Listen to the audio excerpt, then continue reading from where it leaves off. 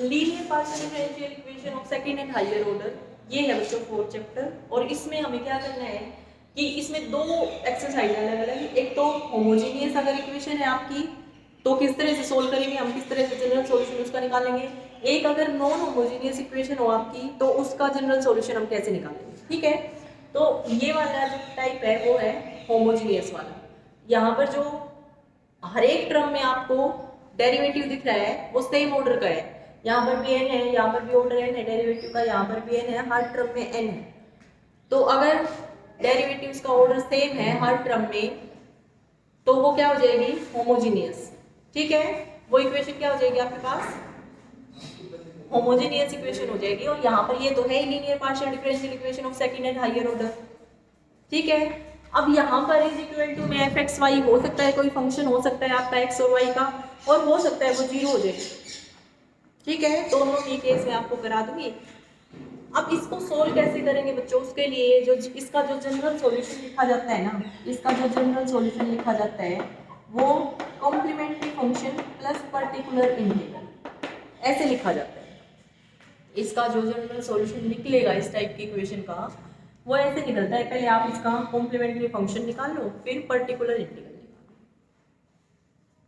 अब complementary function निकालने के लिए वर्किंग रूल गिवन है, वर्किंग रूल में दे रखा है बच्चों, अगर आपके पास कोई इक्वेशन हो इस टाइप की F D D dash Z is equal to F of X Y.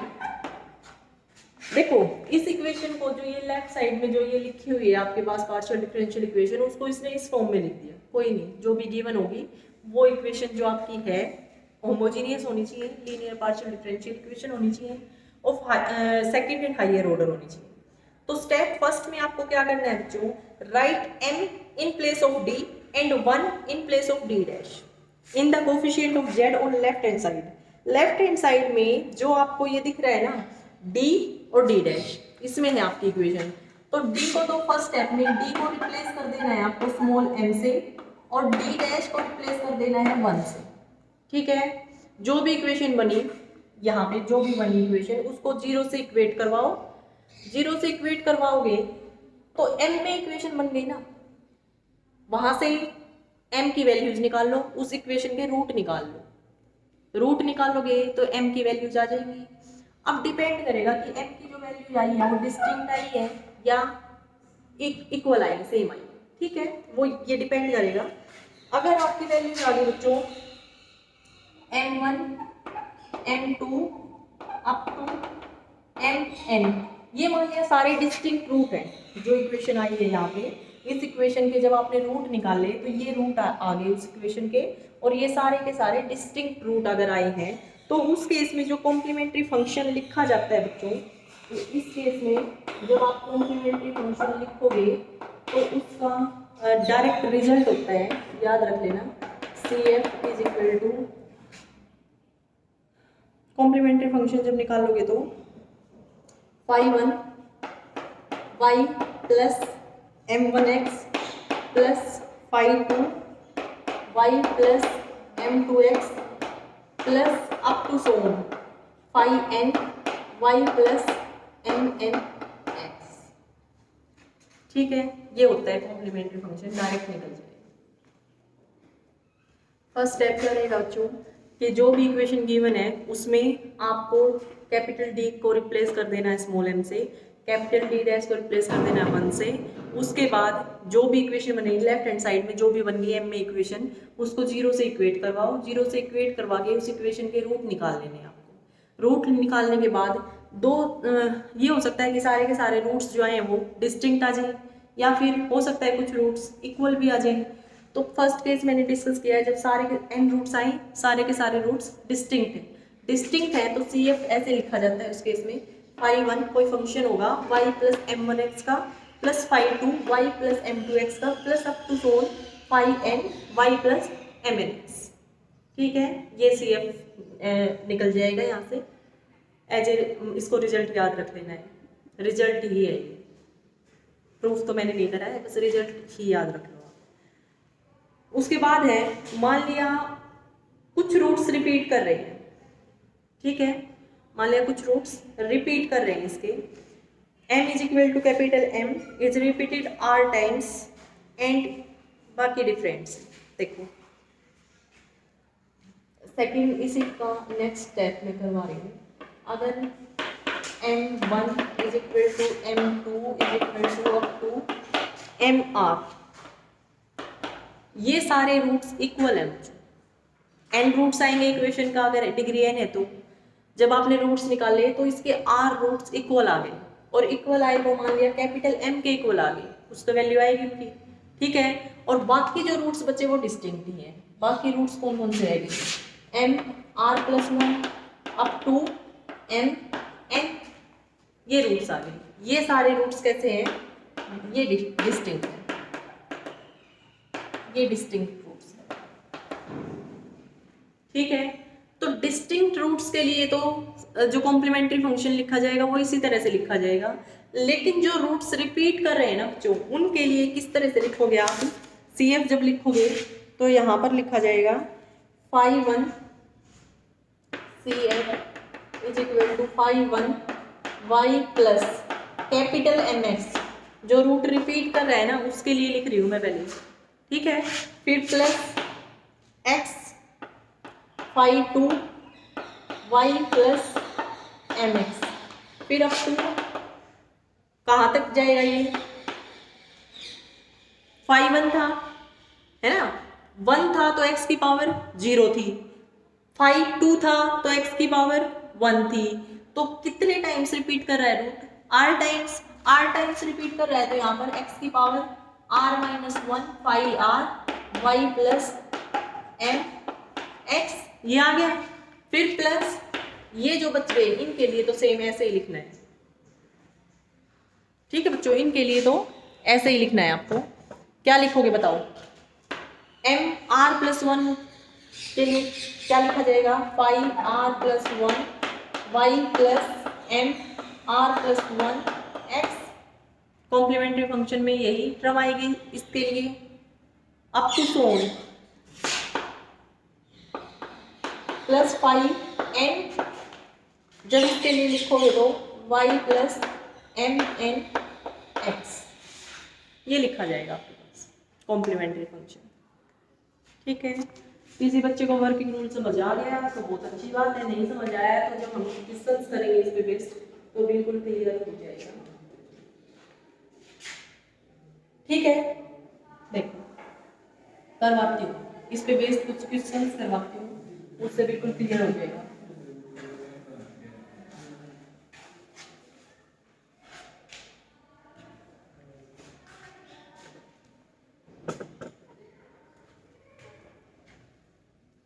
सबसे पहले बच्चों मैं सिर्फ आपको कॉम्प्लीमेंट्री फंक्शन निकालना बता रही हूँ, और कॉम्प्लीमेंट्री फंक्शन निकालने के लिए एक मान लिया इक्वेशन दे रखी है उसने, d⁻⁴ minus 2d³ d dash plus 2d d⁻³ minus g⁻⁴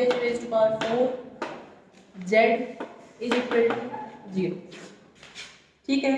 तो यहाँ से हमें कॉम्प्लीमेंट्री फंक्शन निकालना है। कॉम्प्लीमेंट्री फंक्शन निकालने के लिए फर्स्ट स्टेप था बच्चों, फर्स्ट स्टेप ये था कि आपको रिप्लेस करना है कैपिटल D को स्मॉल m से और कैपिटल D' को 1 से, ठीक है।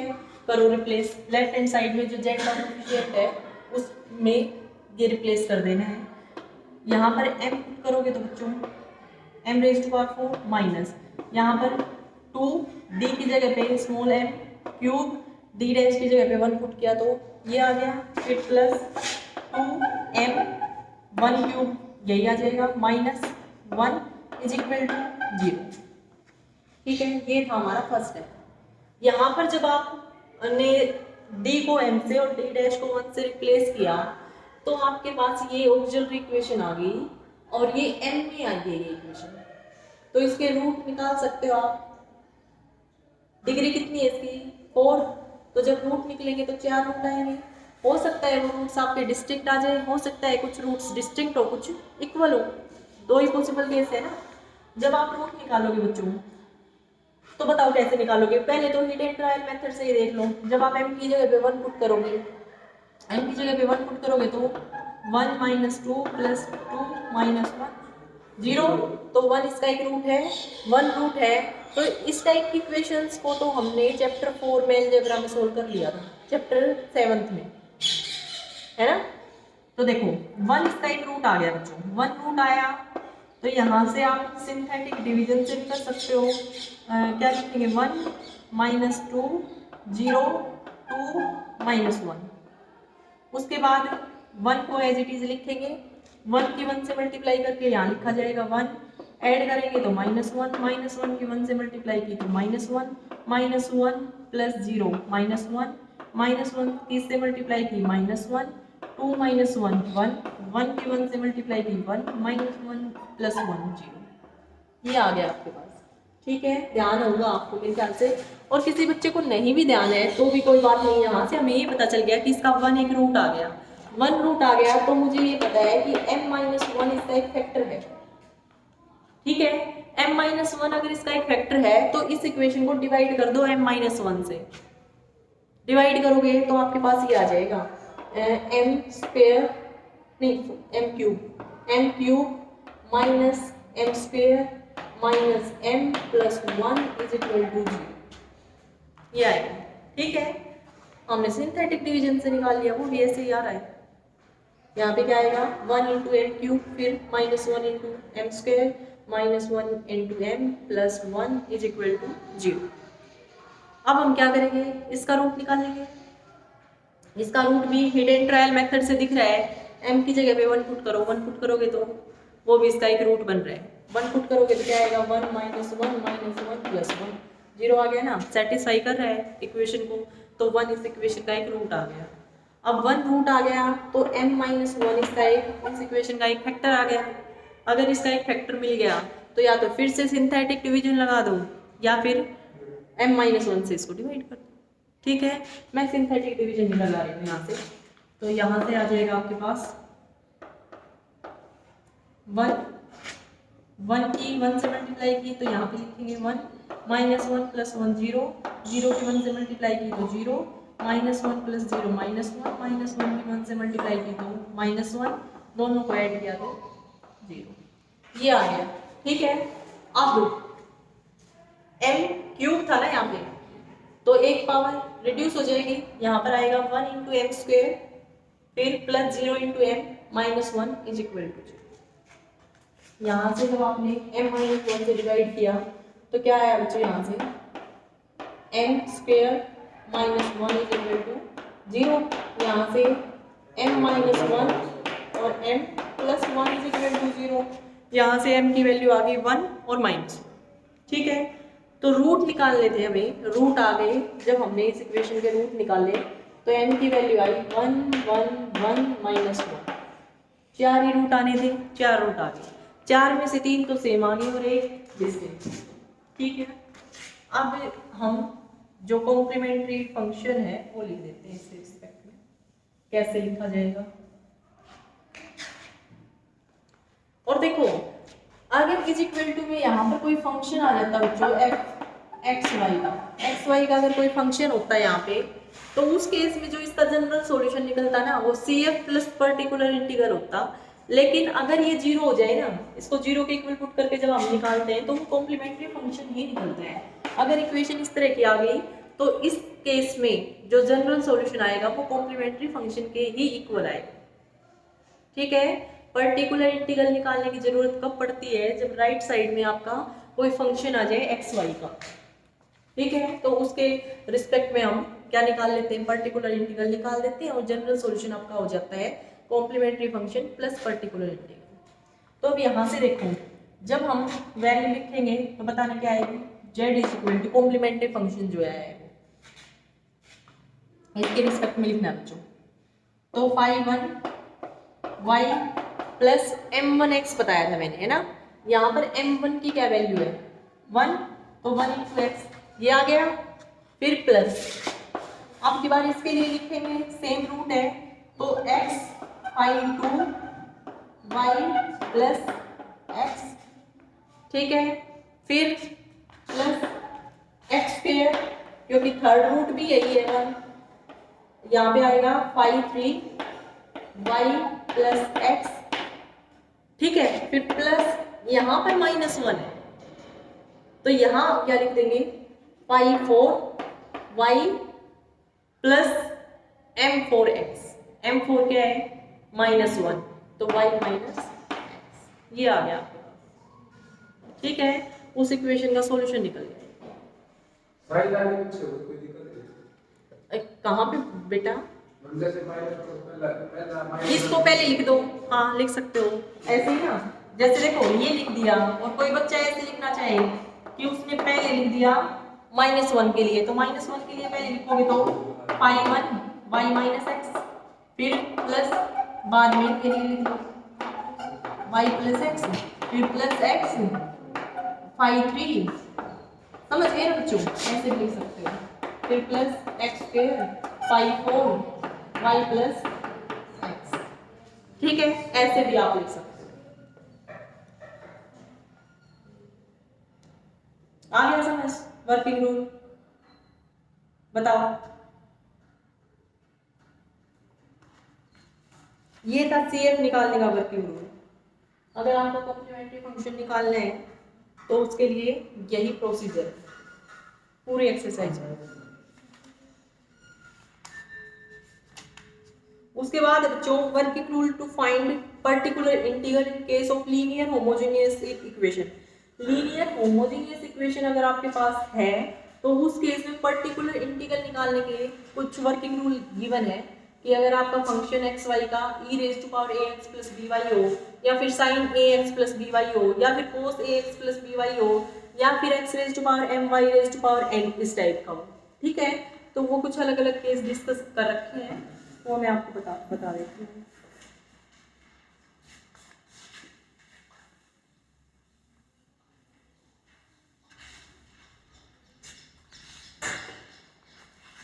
देखो, पर्टिकुलर इंटीग्रल जब आपको निकालना है ना, तो केस 1, अगर आपका राइट हैंड साइड में फंक्शन जो एक्स वाई का है वो इस टाइप का हो, e⁻ax + by, if f(x, y) = e⁻ax + by, इस टाइप का फंक्शन है, तो उस केस में जब आप पी आई निकालोगे ना बच्चों, पर्टिकुलर इंटीग्रल, वो निकलेगा 1/f(d, d', यहाँ पर e⁻ax + by, और डायरेक्ट आपको क्या कर देना है ना, इस d को रिप्लेस कर देना है यहाँ पर जो x का कोफिशिएंट है a उससे, और d' को रिप्लेस कर देना है जो यहाँ पर y का कोफिशिएंट है उससे, तो ये आ जाएगा 1/f(a, b) e⁻ax + by, ये पर्टिकुलर इंटीग्रल निकल जाएगा। ठीक है, करवा देती हूँ इस पे बेसिक।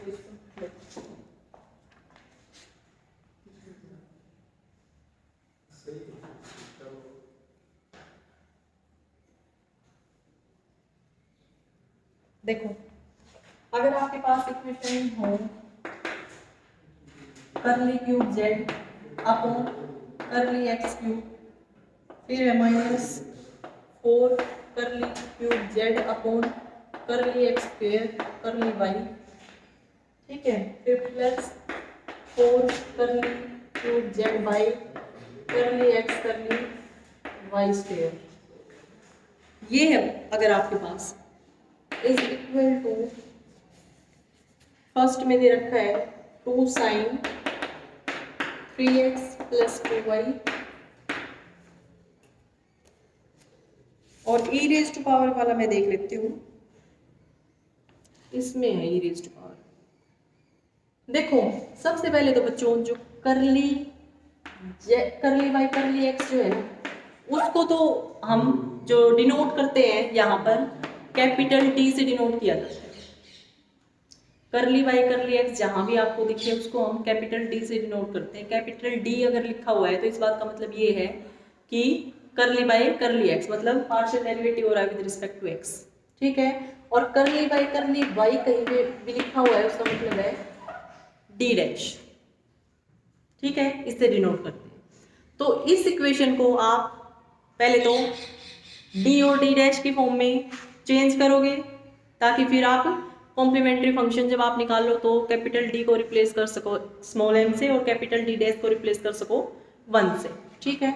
तो करते हैं इसको चेंज, इसको चेंज करोगे तो बच्चों बताना मुझे क्या आएगा, यहाँ पर डी क्यू जेड आएगा, जेड को कॉमन निकाल देंगे बाद में, -4 यहाँ पे देखना करली क्यूब करली बाई करली एक्स स्क्वायर करली वाई है, तो करली एक्स स्क्वायर की जगह पे तो क्या यूज हो जाएगा, करली 2 बाई करली एक्स स्क्वायर की जगह पे तो यूज हो जाएगा डी स्क्वायर, और करली वाई की जगह पे यूज हो जाएगा डी डैश, तो यहाँ पर आ जाएगा डी स्क्वायर डी डैश।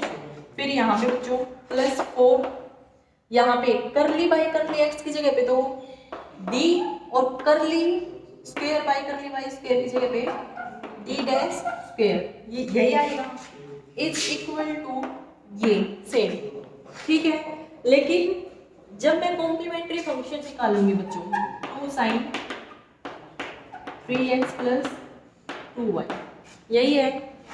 जब हम कॉम्प्लीमेंट्री फंक्शन निकालेंगे तो उसमें तो क्या करना पड़ेगा बताओ, इससे पीछे मैंने कॉम्प्लीमेंट्री फंक्शन जब हम निकालेंगे तो वो निकलेगा, हम ऑक्सिलरी इक्वेशन लिखेंगे सबसे पहले। ऑक्सिलरी इक्वेशन कैसे लिखी जाएगी, जो यहाँ पर ये दिख रहा है ना आपको, जेड भी तो था साथ में, ये दिख रहा है, यहाँ पे कैपिटल डी की जगह पे स्मॉल m पुट कर देंगे, डी डैश की जगह पे 1 पुट कर देंगे। फर्स्ट स्टेप ये था कॉम्प्लीमेंट्री फंक्शन निकालने का। करो पुट यहाँ पे m³ -4 m स्क्वायर, यहाँ पे +4m इज इक्वल टू 0, ये आ गई ऑक्सिलरी इक्वेशन, ठीक है। इस इक्वेशन को सोल्व करो, m की वैल्यू निकाल लो। m की वैल्यू जब आप निकालोगे, यहाँ से कॉमन निकल रहे हैं, क्या आ जाएगा, m² -4m + 4 is equal to 0, तो एक वैल्यू तो आ गई 0, और बाकी 2 वैल्यूज निकल जाएंगी यहाँ से क्या वैल्यूज निकलेंगी, -2 निकलेंगी ना, तो यहाँ से m इज इक्वल टू 0 2 और 2, ये 3 वैल्यूज आ गई m की, ठीक है बच्चों। अब देखो ये रूट आ गए इस वाली इक्वेशन के, रूट आने के बाद हम डायरेक्ट कॉम्प्लीमेंट्री फंक्शन लिखते हैं, तो लिख दो कॉम्प्लीमेंट्री फंक्शन।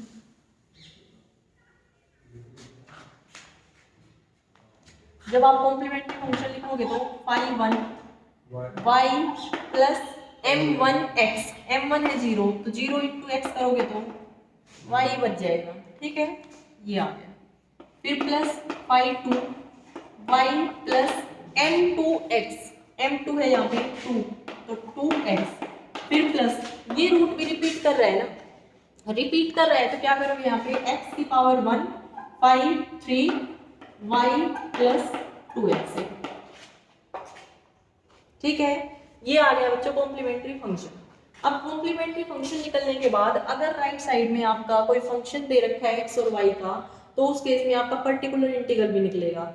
अब पर्टिकुलर इंटीग्रल निकालने के अलग अलग केस बता रखे हैं, जैसे फर्स्ट था e⁴ax + by, फर्स्ट केस था e⁴ax + by। अब की बात क्या है बच्चों, सेकंड केस में उसने दे रखा है पर्टिकुलर इंटीग्रल जब आपको निकालना है, तो केस सेकंड है कि f(x, y) अगर आपका इस टाइप का हो, sin mx + my, या फिर cos mx + my, अगर इस टाइप का अगर आपके पास फंक्शन है राइट साइड में, तो उसका पर्टिकुलर इंटीग्रल कैसे निकलते हैं वो गिवन है। आपको क्या करना पड़ेगा ना, पर्टिकुलर इंटीग्रल के लिए 1/f(d) ये लिख लोगे जो लेफ्ट साइड में होता है, और यहाँ पर अगर साइन का फंक्शन है तो sin mx + my, और अगर कोस वाला होता तो cos mx + my लिख लेते, ठीक है। अब इसको सोल्व कैसे करोगे, ये जो भी आ गया ना, इसमें आपको d² को रिप्लेस कर देना है, जो x का कोफिशिएंट है क्या है m, तो -m² से d' को रिप्लेस कर देना, स्क्वायर को रिप्लेस करना है बच्चों, ये ध्यान रखना, d' को रिप्लेस कर देना है। यहाँ पर y का कोफिशिएंट क्या है n, तो इसको रिप्लेस करना है -n² से, ठीक है। और उसके बाद d' को किससे रिप्लेस करोगे, x का कोफिशिएंट m, y का कोफिशिएंट n, तो -mn से, ये है। इसको रिप्लेस करने के बाद आपका पर्टिकुलर इंटीग्रल निकल जाएगा। ये वाला करवाती हूँ, ये इसी टाइप का है ना, तो जब इसको सोल्व करोगे तो देखना क्या आएगा आपके पास।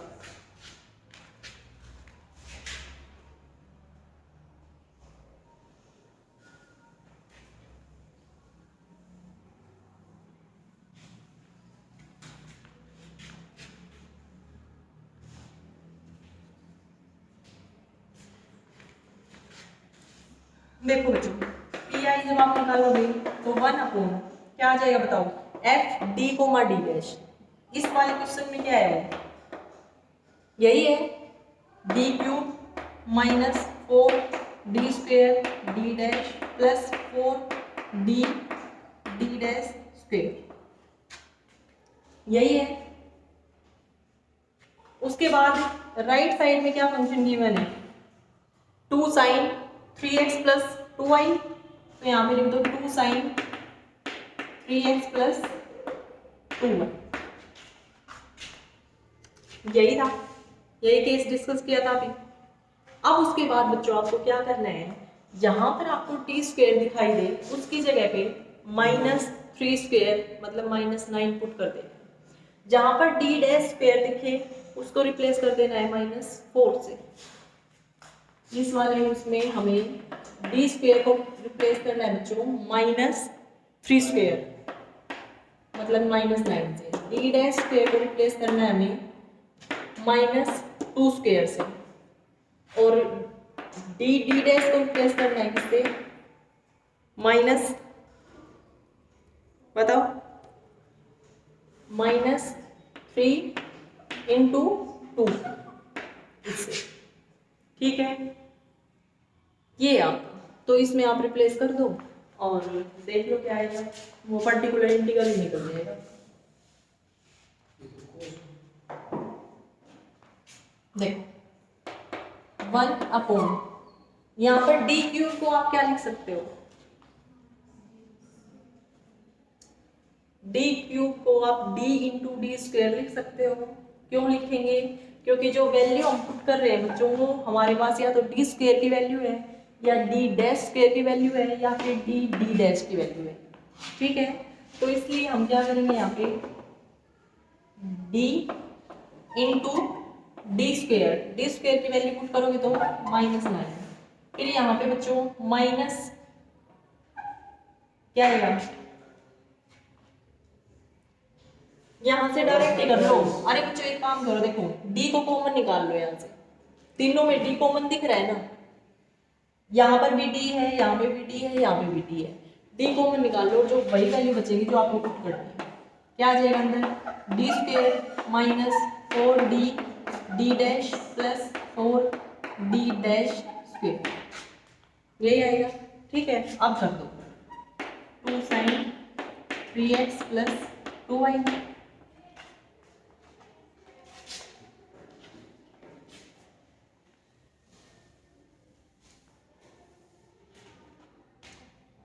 देखो क्या आएगा, पुट करोगे तो बताओ 1 अपॉन डी तो एज इट इज, इसकी जगह पे पुट कर दो, क्या पुट करोगे -9 -4 डी डी डैश की जगह पे क्या पुट करना है -6, फिर +4 डी डैश स्क्वायर की जगह पे क्या पुट करना है -4, यही आएगा, ठीक है।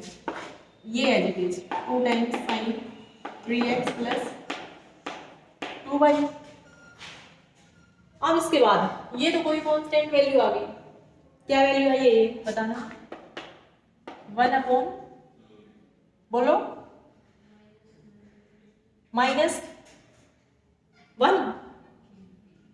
देखो ये -9 है, ये -16 है, तो -25 और ये +24, तो -1 आ गया है ना, तो -1 को तो मैं ऊपर ही लिख देती हूँ, तो ये आ गया -1, और फिर ये 2 भी कांस्टेंट है, ये भी बाहर आ गया। अब है 1/d sign 3x plus 2y, ये है बच्चों। अब d का मतलब क्या है, d का मतलब है करली y करली x, तो 1/d का क्या मतलब है, integration with respect to x keeping y as constant. कर दो, आ गया आंसर, जो रिजल्ट लगाना है वो मैंने आपको बता ही दिया। यहाँ से आ जाएगा -2, जब आप इसका इंटीग्रेशन करोगे बच्चों विद रिस्पेक्ट टू x तो क्या आएगा बताओ, साइन का इंटीग्रेशन माइनस कोस, यहाँ पे आएगा -cos 3x plus 2y upon, अब इसका डिफरेंशिएशन करते हैं है ना, तो 3x का differentiation with respect to x 3 और वाई ये तो कांस्टेंट है, कांस्टेंट का तो जीरो ही हो जाएगा। ये आ गया, तो ये आपका क्या आ गया बच्चों, minus minus plus 2/3 cos 3x plus 2। ये आ गया पर्टिकुलर इंटीग्रल, और सी एफ मैंने निकाल ही दिया था, तो जनरल सॉल्यूशन क्या आ जाएगा, जो सी एफ आया है वो लिख दो, प्लस जो पर्टिकुलर इंटीग्रल आया है वो लिख दो। ये आपका आ गया जनरल सॉल्यूशन। ठीक है, कर लोगे? तो ये दो टाइप के पर्टिकुलर इंटीग्रल और जो सी एफ निकालने हैं, ये वाले क्वेश्चंस ट्राई कर।